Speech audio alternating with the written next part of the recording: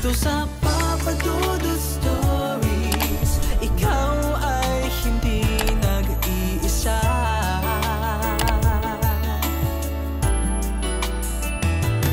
Dito sa Papa Dudut Stories, may nagmamahal sa'yo. Papa Dudut Stories. Papa Dudut Stories. Sa lahat po ng mga nakatutok ngayon, huwag pong kalimutan mag-like, mag-share at mag-subscribe. Maraming salamat po sa inyong lahat.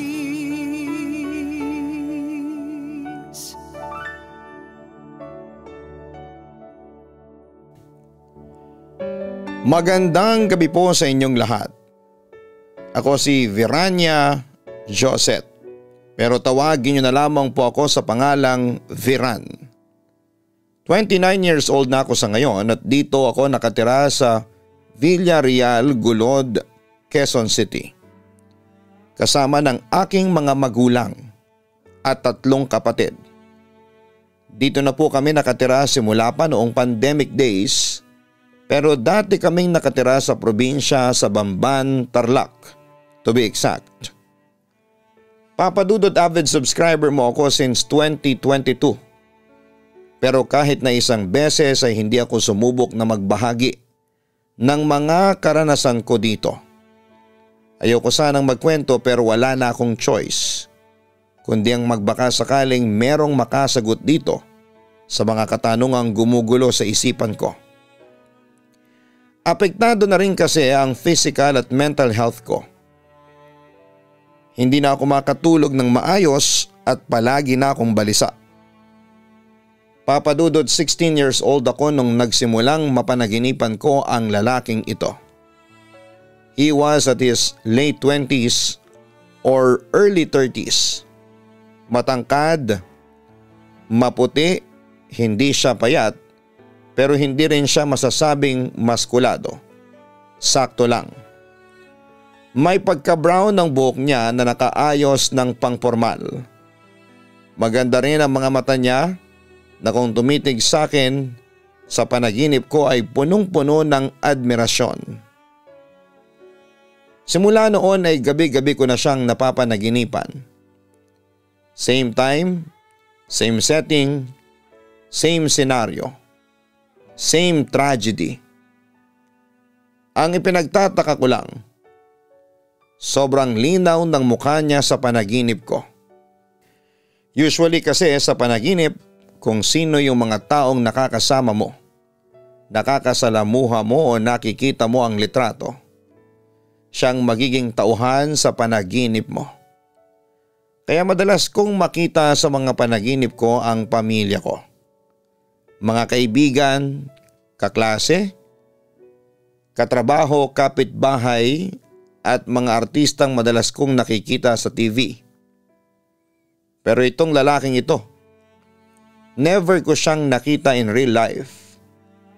Kaya surprising talaga sa akin na makakita ako ng tao sa panaginip ko na hindi pamilyar sa akin. Hanggang sa umidad ako ng 20 years old at nagtrabaho sa isang kilalang BPO company. Night shift ako kaya literal na sabog sa puyat kaya siguro'y bihira ko na lamang siyang mapanaginipan. Hindi ko alam kung dahil ba sa loob ng ilang taon halos gabi-gabi ko siyang nakikita sa panaginip ko, kung kaya't parang ang gaan ng pakiramdam ko sa kanya. Yung mga mata niya at kung paano siya tumitig sa akin ay hindi ko makakalimutan. Yun din siguro ang dahilan kung kaya't sa edad kong 26 anyos ay wala pa rin bumibihag sa puso ko. Nagkakaroon naman ako ng crush. Siyempre, natural naman yon. Pero ilang linggo lang tumatagal yung pagkaka-crush ko sa tao tapos mawawala na. Ewan ko ba, para kasing yung puso ko ay nakalaan na para sa iba. Yung pakiramdam na may hinahanap akong isang taong parang hindi ko pa naman nakikita sa tanang buhay ko. Hindi ko mapangalanan yung pakiramdam basta ganon. Samantala nag-resign ako sa trabaho at wala naman na kasi akong sinusuportahan dahil kami na lang naman ang ate ko at may asawa na rin siya. May ipon at nakapagpundar na rin naman ako pagkatapos ng ilang taong pagtatrabaho. Kaya naman naisipan kong magpahinga na muna. Hanggang sa muli kong napanaginipan ang lalaking yon. Pang sinaunang pananamit, sinaunang itsura ng lugar. Hindi ko matukoy kung anong ira dahil sa kanya lang naman nakafocus ang panaginip ko. Ganon pa din ang itsura niya sa panaginip ko simula nung bata pa ako. Yung ginagawa niya para siyang nanggaling sa loob ng isang sinaunang gusali. Parang hotel. Tapos ay may dala-dala siyang maleta. Tapos kasunod niya ay dalawang matandang alamong mayaman dahil sa kanilang pananamit. Bubuksan ng lalaki ang pinto ng sasakyan at papapasukin ang mga mayayaman sa loob ng sasakyan. Iabot din niya ang mga dalang maleta sa dalawang matanda tapos ay magbabow down siya bilang paggalang sa mga ito. Nakatingin lang ako sa kanya noon, Papa Dudut, mula sa malayo. Pagkatapos ng paghatid niya sa mga mayayaman sa kanilang sasakyan, tatayo lamang sa gilid ng daan. Parang hinihintay na umandar at umalis ang sasakyan. Parang ganon. Tapos ay doon na siya mapapatingin sa akin hanggang sa ang pasulyap-sulyap na tingin ay magiging titig na. Yung tipo ng titig na para bang may gustong sabihin. Yung tipo ng titig na mararamdamang mong mahal ka niya. Hindi ako assuming pero sa ilang taon ba naman na napapanaginipan ko siya palaging ganon. Hanggang sa biglang sasabog yung sasakyan na sinasakyan ng dalawang matanda na para bang may bombang itinanim sa loob. Kitang-kita ko kung paano tumalsik yung lalaki sa malayo pagkasabog ng sasakyan. Tapos ang pinakalas ko na makikita ang mukha niyang nadurog at punong-puno ng dugo. Tapos ay magigising na ako exactly 2:02 a.m. na iyak ng iyak. Hindi ko mapigilan yung iyak ko, yung puso ko ay parang dinudurog sa sobrang sakit. Minsan ay hindi ko rin mapigilang matakot dahil baka hindi na ako magising sa panaginip ko. Kaya madalas ay nagpupuyat ako hanggang alas 3. Nagfe-Facebook na lamang o di kaya ay nanonood ng Korean drama sa internet. Samantala, minsan ay nagbakasyon ako dito kina Ate Rina sa Pampanga para matulungan na rin siya. May business kasi sila ng asawa niya na paggawaan ng mga processed meats. Since may sakit yung bayaw ko at si ate naman ay busy sa toddler niya, ako na ang nagche-check sa paggawaan nila para masigurado kung malinis ang mini factory at high quality ang mailalabas na produkto namin sa merkado. Isang araw ay may dumating na mini truck na pang-deliver ng mga perishable goods at nagkataong naroon ako para i-release ang almost 100 kilos ng processed hams na order ng aming big time na customer. Pero pagdating mismo ng delivery rider sa aming receiving area, nagulantang ako. Yung lalaking akala ko ay sa panaginip ko lang makikita ay makikita ko na pala sa totoong buhay. Tandang-tanda ko yon, Papa Dudut, eksaktong paglingon ko ay nakatingin din siya sa akin kaya literal na nagkatitigan kami ng mata sa mata. Hindi ko alam kung ano ba ang dapat kong maramdaman at gagawin.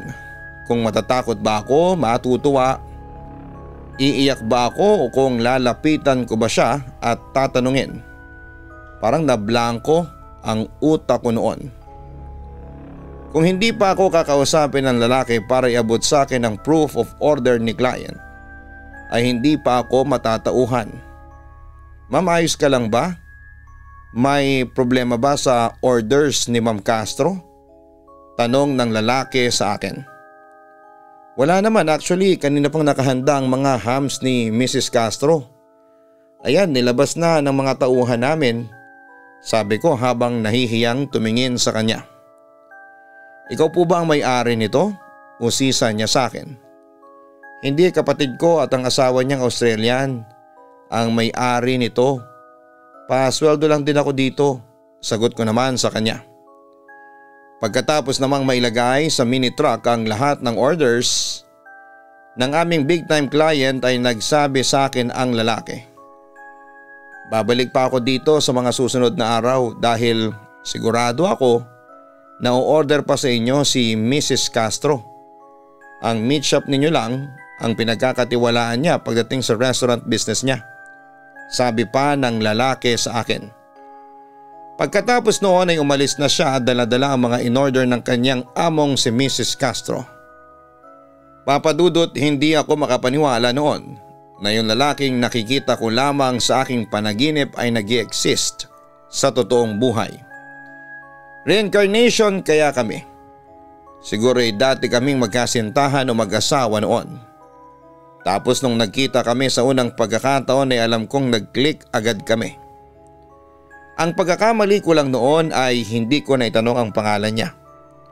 Dahil siguro nahihiya pa ako ng mga sandaling yon. Pero sa isip ko, magkikita pa rin naman kami. Since suki naman ang kanyang among si Mrs. Castro. Pero papadudot, kinagabihan ay muli kong napanaginipan ng lalaking yon ngunit ibang senaryo na. At hindi lang basta trahedya ang nangyari kundi nakakatakot na. As in parang nasa horror movie ang eksena. Nasa isang bahay daw ako. Hindi ko alam kung kaninong bahay pero sa panaginip ko, alam kong nakasuot ako ng Filipiniana, as in barot saya. Madilim din ang bahay at tanging gasera lamang ang hawak ko noon na siyang nagbibigay ng liwanag sa akin. Sa paglalakad ko, nagawi ako sa hagdan at sa itaas nakita ko ang isang figura ng isang lalaki. Nakaputing long sleeve polo siya at itim na slacks na may suspender. Pagkatapos kong itapat sa gawin niya ang hawak kong gasera, ay lumingon ang figura at nakita kong eto, yung lalaking palaging nasa panaginip ko. Pero bigla siyang may itinuro sa likod ko. Hindi siya nagsasalita pero yung mga tingin niya sa akin ay parang may halong takot at parang sinasabi niya sa akin na lumingon ako sa aking likuran. At lumingon nga ako papadudot pero napasigaw ako nang makita ko ang isang babaeng nakaputi, mahaba ang buhok at walang mukha ang nakatayo sa likuran ko. Sisigaw pa lamang ako sa takot nang biglang napunit ang bahagi ng balat sa mukha na nagmistulang bibig ng babae at doon ay nilabas niya mula dito ang lahat ng kadiliman at kasamaang meron siya. Bigla akong nagising sa bangungot na yon pagkatapos. Ilang linggo na ang lumipas pero hindi na bumalik ang lalaki. Customer pa rin namin si Mrs. Castro pero iba na ang nagdi-deliver sa suki namin. Tinanong ko sa bagong driver kung kilala niya yung lalaki at kung ano ang pangalan nito pero hindi raw niya ito kilala.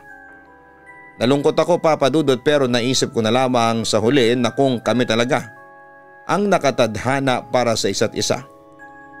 Gagawa ng paraan ng tadhana para pagtagpuin kami ng tadhana. Lumipas naman ang mga buwan, nagkaroon ako ng boyfriend from college pero after 3 months ay nag-break din kami. So after months of working on myself, ready na ulit ako na mag-entertain at makipag-date. The problem is pareho kami ng circle of friends sa university at dahil I don't like to date someone at work, naisip kong mag-try sa isang sikat na dating app. New era, new people, what could go wrong with meeting strangers, right? Well, a lot.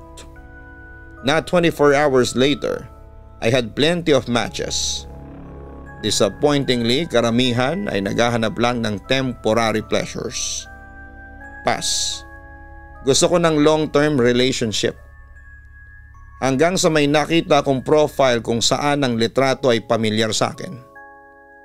Ang lalaki sa aking panaginip, nasa dating app at katulad niya ay naghahanap din siya ng long-term relationship. Natuwa din ako sa profile picture niya na kinuhanan while driving. Nakasuot siya ng polo barong at sunglasses. Napaka good looking niya sa litrato niya. Nakalagay din sa kanyang profile na isa siyang chauffeur ng isang kilalang senador ng Pilipinas. Yeldrimer ang kanyang pangalan pero mas komportable daw siyang tawaging Mer. Sa totoo lang ay hindi ako mahilig sa mga small talks like favorite movies, books, etc. Instead, I prefer talking about the future, plans, goals and dreams. Buti na lang at ganon din si Mer. Kaya nag-message ako sa kanya agad at nagpakilala na ako na yung na-meet niya dati sa meat factory ng ate Rina ko. Agad naman siyang nag-reply sa akin at sinabi niyang natatandaan daw niya ako. At doon ay nag-usap na kami sa chat hanggang sa tinawagan na niya ako. Papadudot masasabi kong may sense siyang kausap at hindi trying hard just to make a conversation. Honestly, there's this instant connection na naramdaman ko sa kanya and I'll be lying kung sasabihin kong hindi ko siya nagustuhan. Kaya nung mag-ask siya na mag-meet kami ay pumayag agad ako. We decided to go someplace in Tagaytay. Mer live in the metro but close enough pa rin dito sa south. He asked if he could pick me up sa lugar ng na-convenient sa akin at pumayag naman ako. Sinabi ko sa kanya na magkita kami sa mall. Sa isang sikat na coffee shop, dala-dala niya ang isang sasakyan na akala ko noong unay hiniram lamang niya. Pero sarili niya talagang kotse. Inamin niya sa akin na hindi siya sobrang yaman pero kaya niyang bumuhay ng isang pamilya. Besides, tuwing gabi ay nag-aaral daw siya nang sa ganon ay maabot raw niya ang pangarap niya bilang isang engineer. Pero papadudot a few steps away mula sa kanyang kotse, I could see through the tinted windshield. Napa what the hell ako sa isipan ko. Hindi sobrang dark ng tint kaya kitang-kita ko na there's a woman sitting beside the driver's seat. My first thought was girlfriend ni Mer, but I shrugged it na baka relative, though hindi namin napag-usapan na may iba kaming kasama. It confused me noong buksan ni Mer ang pinto sa seat na tabi ng driver. I instantly felt my head hurt and got dizzy. "Viran?" Tanong ni Mer habang inaalalayan ako. "Okay ka lang ba?" "What the hell? Walang tao sa loob." Hindi ko tuloy mawari kung namamalikmata lamang ba ako sa kanina. Nakaramdam ako ng kaba ng mga sandaling yon. Sorry. Busy kasi all week. Nagpatong-patong na yung pagod ko. Biro ko na lang at ngumiti. "Huwag mo munang isipin ang trabaho mo doon sa meat shop, Viran. Di bale gagawin ko ang lahat para maging masaya ang araw natin," he assured. Then we went off. Aside from the constant headache which I usually get kapag nakakaranas ako ng something paranormal, everything went smooth sa biyahe. Hindi na nagpakita yung babae na naaninag ko. In fact, nawala na siya sa isipan ko dahil naging masaya ang araw namin ni Mer. Like me, he is adventurous and spontaneous. We were having dinner sa isang overlooking resto when he asked, "Viran, alam kong masyado pang maaga para tanungin ko sa iyo to. Pero simula nung magkita tayo sa meat shop ng ate mo, hindi na kita nakalimutan. Na-love at first sight ako sa iyo noon." "Talaga?" Manghang sabi ko naman kay Mer. "At saka ang totoo niyan, magaan ang loob ko sa iyo kasi parang matagal na tayong magkakilala," sabi pa niya sa akin. Napangiti naman ako sa narinig ko, papadudot. Gusto ko sanang sabihin na nakikita ko na siya sa panaginip ko since 12 years old pa lamang ako. Pero hindi ko muna yon sinabi. May proper day para doon. "Mer, Naniniwala ka ba sa reincarnation? Biglang tanong ko sa kanya. Oo naman, naniniwala ako doon. Alam mo Viran, tingin ko sa past life ko, magkakilala na tayong dalawa. Sabi niya sa akin. Nakaramdam naman ako ng kilig ng mga sandaling yon. Paano mo naman nasabi? Saglit siyang lumingon sa akin at ngumiti. Pagkatapos ay bumalik ulit siya sa kanyang harapan para mag-focus sa pagmamaneho. Katulad ng sinabi ko, unang beses pa lang kitang makita noon, ang gaan agad ng loob ko sa iyo. At saka nandun yung feeling na parang nagkita na tayo sa past life natin. Dagdag pa niya. Hindi naman ako nakakibo noon pero kilig na ako ng mga sandaling yon. Pasensya ka na pala Viran kung pagkatapos ko mag-resign kay Mrs. Castro hindi na kita nadalaw sa meet shop ninyo. Ang totoo niyan, gusto kitang dalawin doon. Kaso sinusumpong ako lagi ng hiya at saka alam kong mahigpit ang meat factory ninyo kaya hindi ako basta-basta nakakadalaw sa iyo. Paliwanag pa niya sa akin. Ano kaya ang magiging chances that this night isn't over yet? Maya-maya ay tanong niya sa akin. He was hinting that we should spend the night. Straightforward akong tao pagdating sa courting and relationship. If I like someone, hindi ko na pinapatagal. But not to the point of sleeping together sa first date pa lamang. But hey, I was 24 at the time trying to live a new chapter sa buhay ko kaya pumayag ako. He found a hotel to check in. Bumili pa nga kami ng tequila for shots. About 5 shots and we found ourselves making out. Nung hinubad na namin, ang aming mga damit ay naramdaman ko na naman ang hilo at sakit ng ulo ko. I ignored it. I was too carried away by the heat of the moment. As soon as Mer laid me on the bed, I noticed a dark spot on the ceiling. Like wet mark. Unti-unting palaki ng palaki. Hanggang sa magkaroon ito ng hugis na parang babae. Mer was unbothered kissing my body habang ako ay tila paralisado na hindi makagalaw. At nakatitig lamang sa kababalaghang anytime may bubulaga sa akin.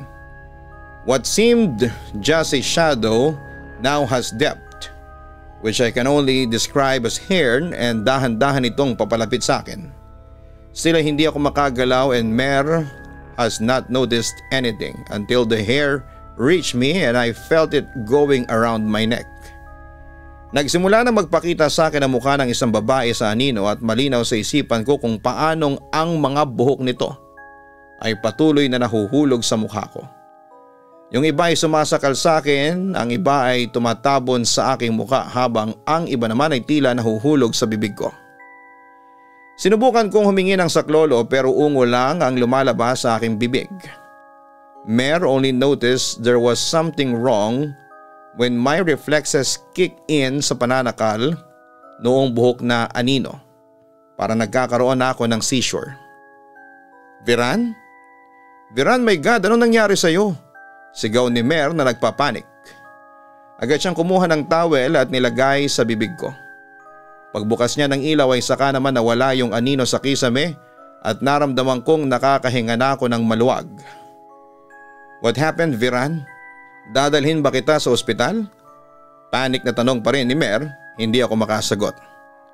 Nang mahabol ko ang aking hininga ay umiling ako sa kanya at sumenyas na lumapit at yakapin ako.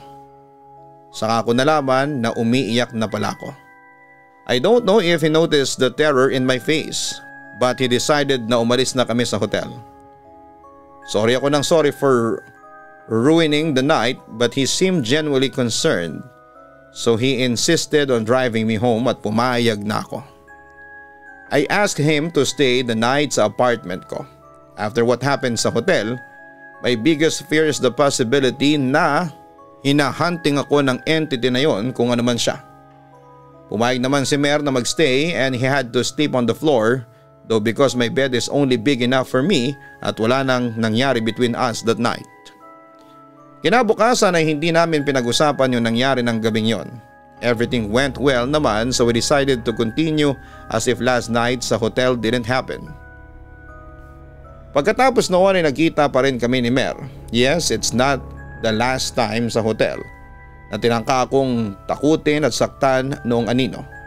At mas lumala ito nang naging boyfriend ko na siya. For 12 months na naging magkarelasyon kami ni Mer. Every time we try to be intimate, that woman's shadow manifested and tried its best to terrorize me. I just learned to live with it kesa naman masira ang ulo ko or worse ay ikamatay ko. It turns out na hindi galing sa hotel yung anino. On our 3rd month, Mer and I had the chance to talk about it because when we tried to do the deed, that thing happens to me and we're both sexually frustrated hanggang sa may inamin siya sa akin. Merong ex-girlfriend si Mer at ayon sa kanya ay obsessed sa kanya ang babae. They didn't end in good terms and the girl allegedly continued to stalk him hanggang sa magkasakit ito at ma-hospitalized. The girl's family blamed Mer at nakaramdam siya ng guilt kaya nakipagbalikan siya dito. As it turns out, the girl had terminal cancer. She made Mer promise na wag itong iwan, which she did hanggang sa namaalam na nga ito. Pero hindi ang kaluluwa nito. Pero noong magpasya kaming magpakonsulta sa albularyo ay sinabi nito na meron ngang babaeng bumubuntot kay Mer. Pero hindi daw ito ang ex-girlfriend ng boyfriend ko.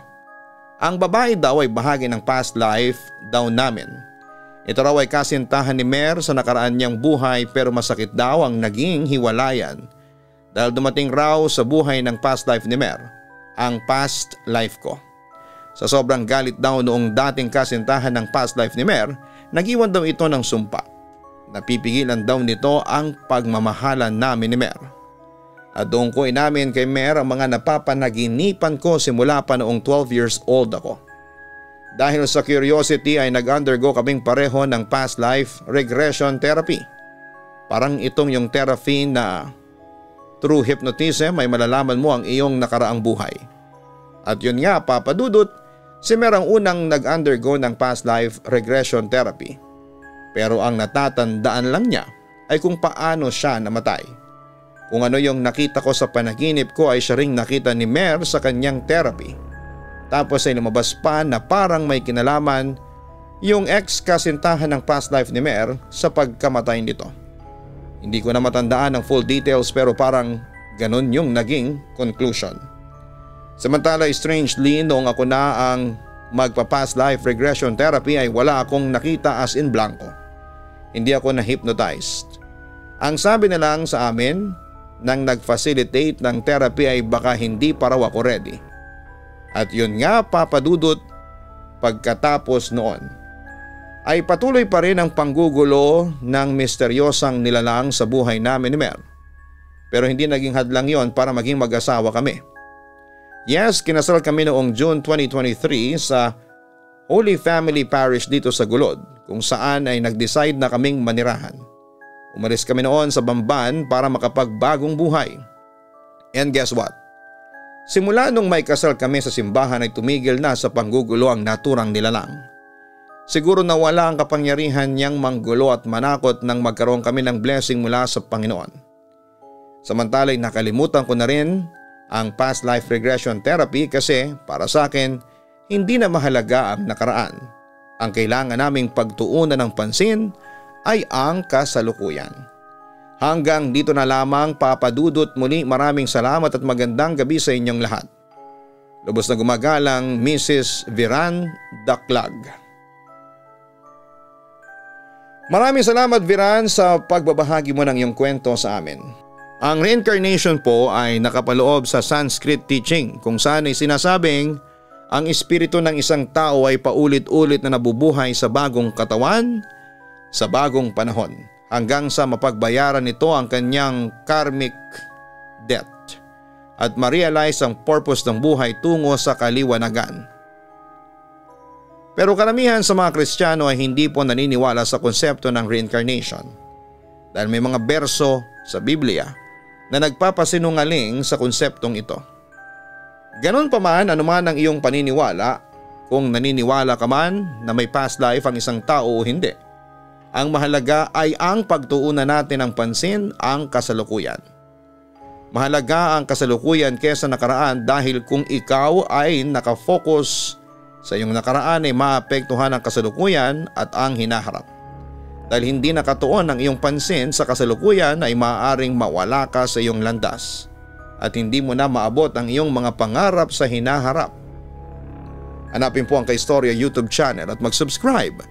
Ganon din po sa Gianna Vlogs, yan po ang aming weekly family vlogs. Sana po ay makapag-subscribe na kayo and if you have time, punta po kayo sa pinakamalapit na Papa Dudut Lechon Manok branch sa inyong lugar. Hanapin niyo po sa Facebook ang Papa Dudut Lechon Manok para malaman niyo po kung saan located ang aming mga branches.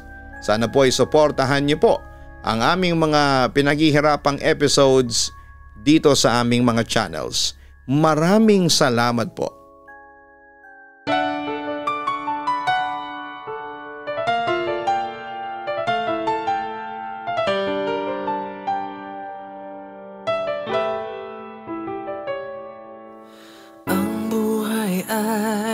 Mahiwaga,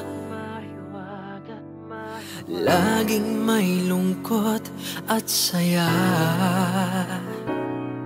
Sa Papa Dudut Stories, laging may karamay ka.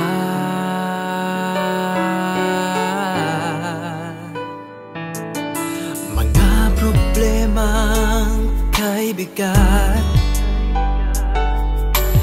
dito ay pakikinggan ka.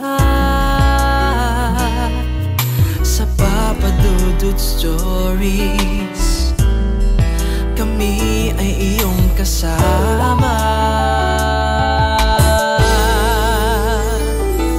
Dito sa Papa Dudut Stories, ikaw ay hindi nag-iisa.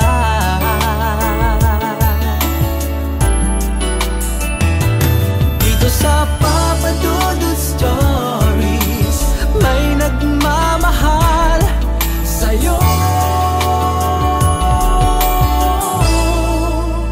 Papa Dudut Stories, Papa Dudut Stories, Papa Dudut Stories.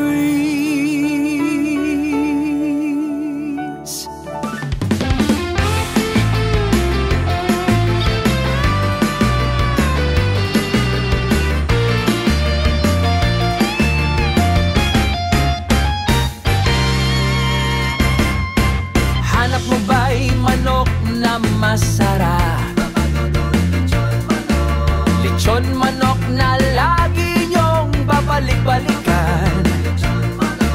Let's go na magpatumpik-tumpik pa. Siguradong enjoy lahat sa pagkainan. Papa Dudut, lechon manok, iba ang lasa, iba ang sarap.